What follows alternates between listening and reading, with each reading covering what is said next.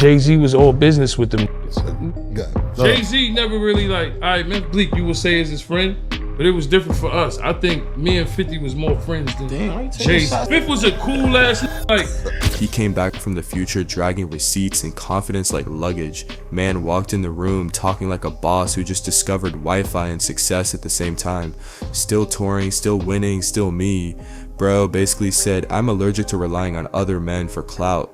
Imagine Yayo on stage in Switzerland yelling, I did this without Beyonce's husband, while the crowd screams in German confusion. I don't need Jay to go on tour. They bugging out here, all these worrying about who taking care of who. We take care of we. Ain't no who take care of who. You know who doing it. We live. We get money. But American approval. He's that guy like the hype man who outgrew the hype. He's been touring in places rappers can't even spell, sipping bottled water that costs more than some people's rent, and flexing like he got a PhD in surviving the industry. Yayo's message? Y'all pray for opportunities. I make my own flyers. He's not just doing shows. He's building a resume of revenge.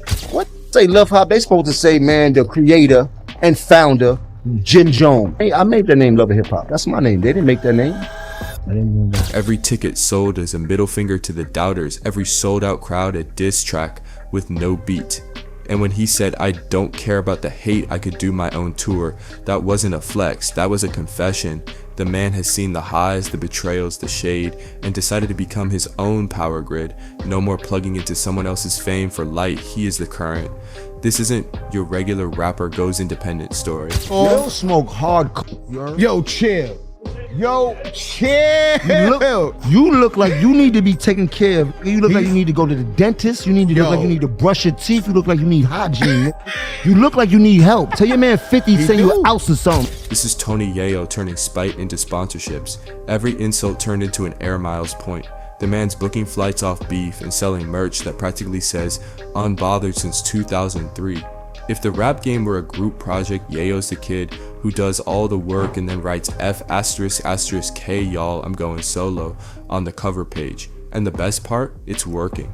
Ever, he's never been talked about like this ever in his life. They got 100 on me now. I got like 40, 50 on me. Yeah, that's calm. It's right now. You can get this right now.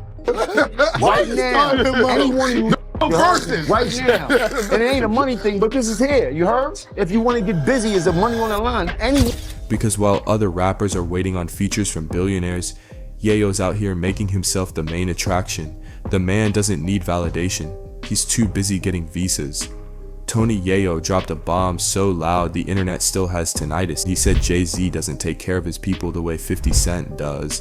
Boom. Make fell. The world stopped spinning for a sec while Bleak's phone lit up like a Times Square billboard. Credit for a bunch of I do in this industry. What? Say Love Hop, they supposed to say, man, the creator and founder, Jim Jones. Hey, I made that name Love of Hip Hop. That's my name. They didn't make that name. I didn't know that. Yayo basically walked into the rap temple, looked at the holy throne and said, your loyalty's on layaway, Hav. That's not a diss, that's career Sudoku. You can't solve it without losing a few fans. See, 50 Cent is the kind of boss who will drag you into success whether you're ready or not. He's handing out opportunities like Oprah with protein shakes. You get a tour, you get a check, you get a comeback. Meanwhile, Jay's more like, if you can't build your own empire, you're not ready to be in mine. Two different schools of leadership, one gives you a plate, the other teaches you how to cook. But Yayo wasn't here for life lessons, he wanted loyalty receipts. Yo, chill. You look like you need to be taken care of. You look like you need to go to the dentist. You need to look like you need to brush your teeth. You look like you need hygiene. When Yayo said, look at Memphis Bleak, he not shining, the internet lost its collective mind. Memes were born, think pieces were typed, and somewhere in Brooklyn, a Rockefeller chain started trembling. Because that line hit deeper than a 2000s bass drop. He wasn't clowning Bleak. He was questioning the very structure of hip-hop royalty. And oh boy, Jim Jones didn't take that sitting down. Nah, he stood up so fast he almost invented cardio. Jim fired back like, tell your man 50 to send you an ounce, you look like you need help. Savage. Credit for a bunch of I do in this industry. What? Say Love Hop, they supposed to say, man, the creator and founder, Jim Jones. Hey, I made that name Love of Hip Hop. That's my name. They didn't make that name. I didn't know that. Bleak didn't yell. Didn't curse, didn't even blink too hard, but every word was dipped in Brooklyn calm and surgical shade. You know that kind of quiet where you can hear your reputation crying in the corner? That's what Yayo felt when Bleak said, "We were cool before, but the love gone now." Translation, congratulations, you just got excommunicated from the Rock family cookout. See, Bleak's not the type to rant online, he's the type to smile while writing your lyrical obituary in cursive. Of my position. Kim is my partner. I'm not his artist. I was the CEO of Diplomats. I made Diplomats with him. I was with him for every bit of his journey. Credit for a bunch of I do in this industry. He's been loyal to Jay-Z since dial-up internet. Man's practically Rockefeller's original NFT, rare, valuable, and never duplicated. So when Yayo came for his loyalty, Bleak didn't just defend himself, he defended an institution. The man looked straight into the camera like he was testifying before the hip-hop Supreme Court. "I don't chase beef," he said, "but I don't let nobody play with my name either." That's not a quote, that's a threat disguised as self-respect. And the best part, he stayed classy. No shouting, no memes, no dollar store drama, just that smooth Brooklyn-bred reminder that real G's don't argue, they outlast. Still, the damage was done. The internet smelled blood. Fans split like parents during a messy divorce. Team Yayo on one side, Team Bleak on the other, and Twitter doing color commentary like it was the Super Bowl of shade. Hey, what you laughing at, man? You need to put your man on. He look bad. Tell him to hit you with an ounce of something or something. You might need 2 ounces, nigga. That's why Paid he in full looking to movie, see- nigga. I got a G for every bump in your face, nigga. We getting more money than you, man. You know what I'm saying? I got a G for every bump on your face. Whatever you want, man. I promise you that, nigga. That's I a promise fact. you that, nigga. That's why he worried about Peon, you broke, nigga. You know See? I got it, nigga. What's Don't- up? The ain't bag is nobody- up. The bolsa. What Yayo didn't realize is that poking Bleak is like poking a calm volcano. It doesn't erupt often, but when it does, it burns history into stone. So now Bleak's somewhere sipping Ace of Spades, probably humming Dear Summer, and smiling like, you can talk about me, but I'm still at Hov's table. Because loyalty ages like fine wine, and Yayo's shots age like expired milk.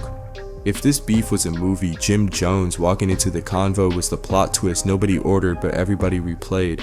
1 minute Memphis Bleak's trying to keep things diplomatic, next minute Capo storms in like, yo, who said my name? Jim didn't just enter, he erupted. Harlem pride dripped off every word. The man's voice got that "you got me F it up" baseline as he went off on Yayo. Imagine The Rock cutting a promo but with more diamonds and less mercy.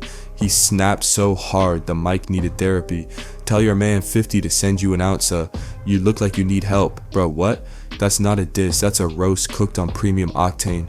Jim basically turned an interview into a stand-up special, and the audience into collateral damage. But underneath the jokes was something raw pain. Jim wasn't just defending Bleak, he was defending respect. The man's seen the streets, the loss, the betrayal, so when Yayo threw dirt on his name, and worse, on Stack Bundles' legacy, Jim took that personally.